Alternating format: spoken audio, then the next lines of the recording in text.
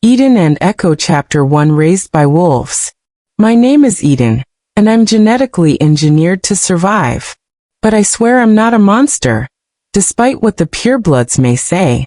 I didn't choose this any more than I chose to have my mother abandon me when I was just a baby. I only have one picture of my mom.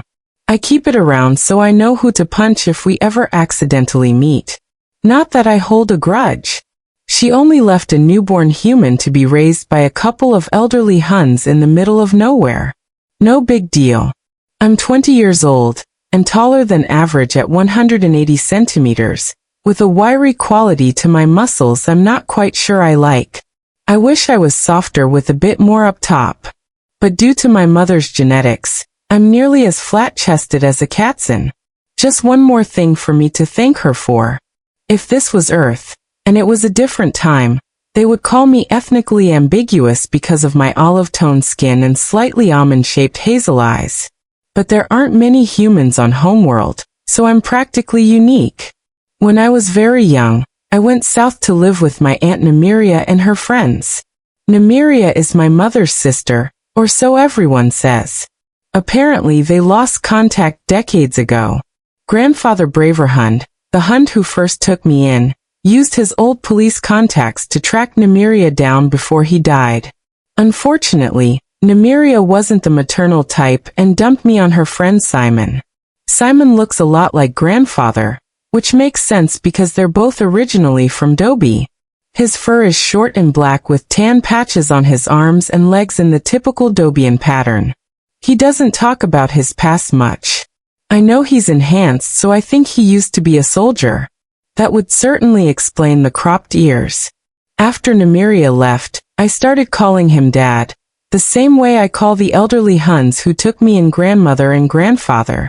He knows what I am. In fact, he is the one who explained it all to me. He's augmented too. So he doesn't care if I'm not a pureblood human. He thinks the whole human versus demi-human debate is bullshit anyway. Thanks to his augmentations, Simon still looks to be a young Hund in his prime, even though he's old enough to remember the last Continental War. Aunt Genevieve doesn't seem to age either.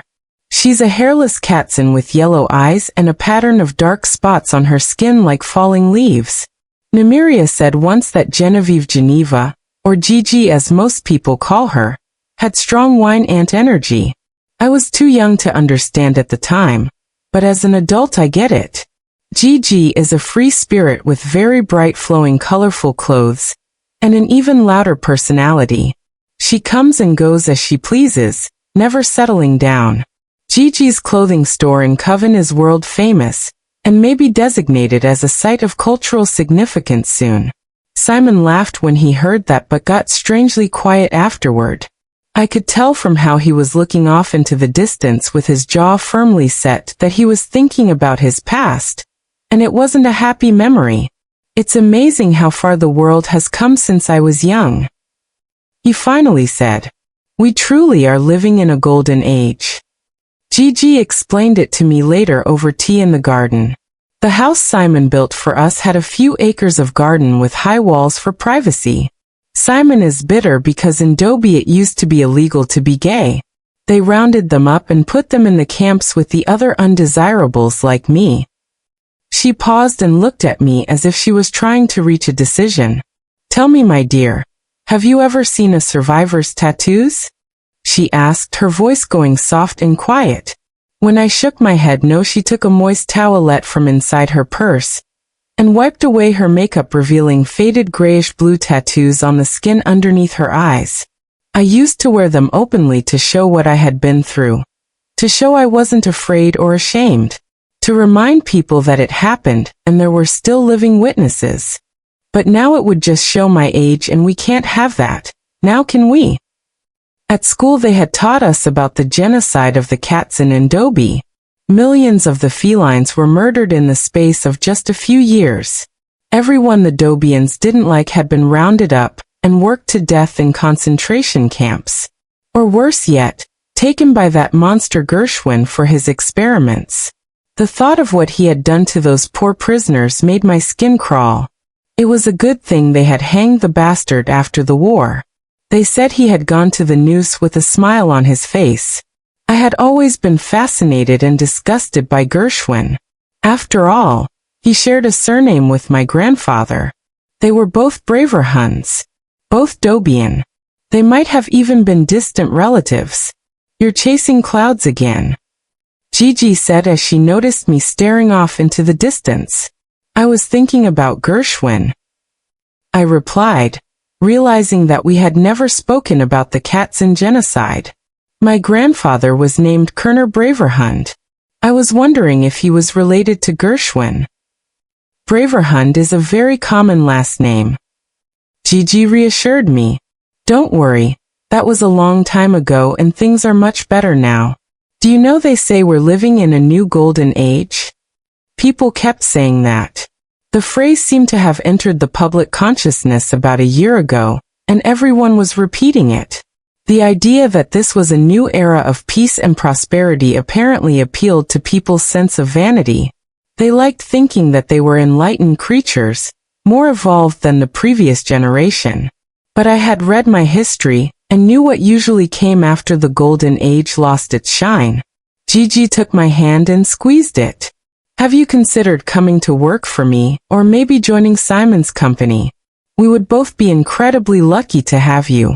Human clothing is the next big thing in fashion, and aerospace is literally taking off. You could make an incredible amount of money. I don't want money, I replied. I want to help people.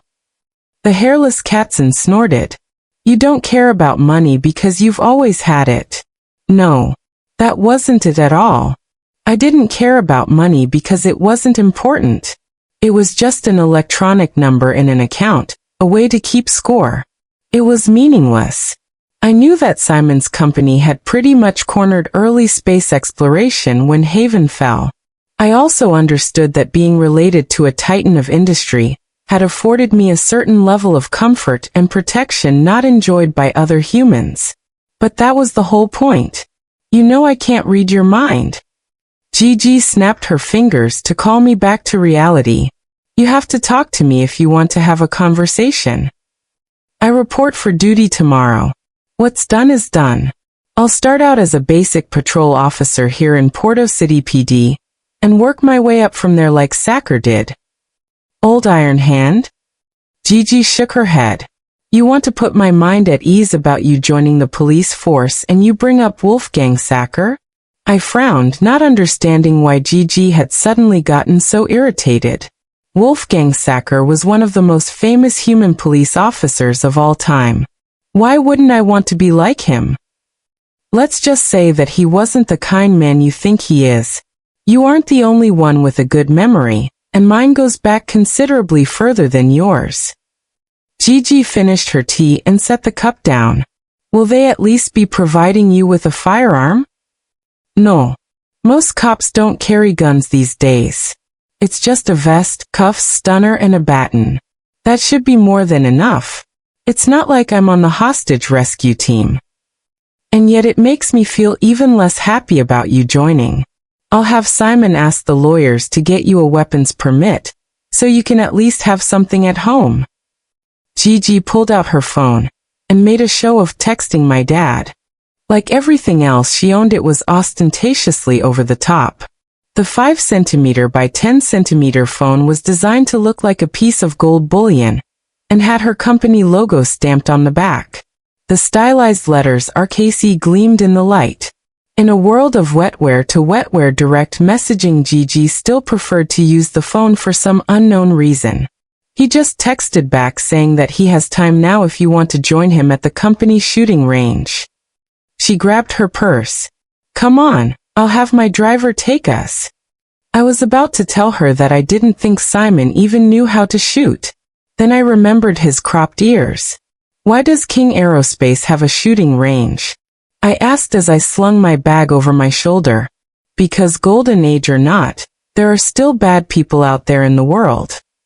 Gigi replied cryptically as she opened the gate that led from the garden to the front courtyard. Her driver was waiting in a sleek black helicopter. Stay tuned for Chapter 2 The Deal tomorrow. And don't forget to like, subscribe, And turn on notifications so you don't miss the next twist.